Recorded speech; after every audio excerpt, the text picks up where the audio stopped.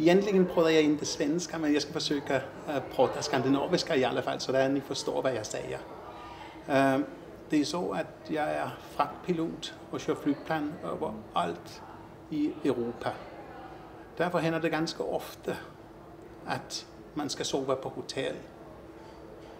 Det är väldigt viktigt att man väljer korrekt hotell, så det är att man har en känsla av att vara hemma. Och det är ju personalen som skapar en sån känsla. Det är också viktigt att man har fina rum, att man kan äta gott, så det är att man fungerar fint nästa dag.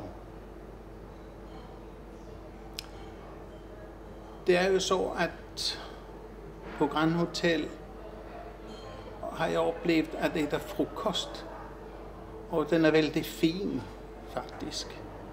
Mitt på dagen där kan man sitta och fika och äta fin kaka, och på kvällarna finns det en kvällsbuffé som är väldigt fin.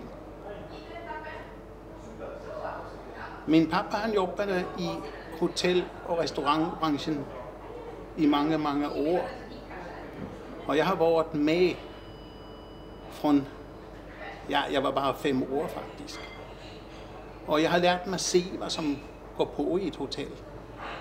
Och faktiskt har jag sån X-ray eyes när jag kommer in. Man tittar ju på hur är flickorna i receptionen.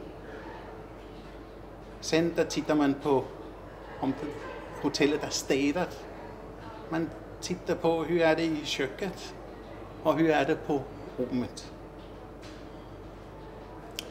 Och därför är jag ju faktiskt den värsta ni kan fråga. Men jag måste säga att på detta hotell är allt så fint, så fint. Flickan i receptionen, den vill faktiskt inte om mig. Jag tittar på håret. Jag tittar på om nycklarna är fina. Jag tittar på byxorna, jag tittar på allt. Och så är det om man har växt upp i hotellbranschen. Och om jag tittar på köket, där tittar jag om flickorna de har städat. Jag tittar om de tvättar händerna när de arbetar. Därför man kan ju se allt på Grand Hotel i Sundsvall. Det är väldigt fint. En annan ting som är fint också är faktiskt att om man önskar att göra lite exercise, där kan man gå ner i källaren där det finns ett gym eller fitnesscenter där man kan göra workout och man kan lyfta, jag vet inte vad det heter på svenska, men det är väl stål. Den väldigt tunga vikterna. Och det är ju fint också därför om man är pilot, där sitter man ju ganska mycket varje dag.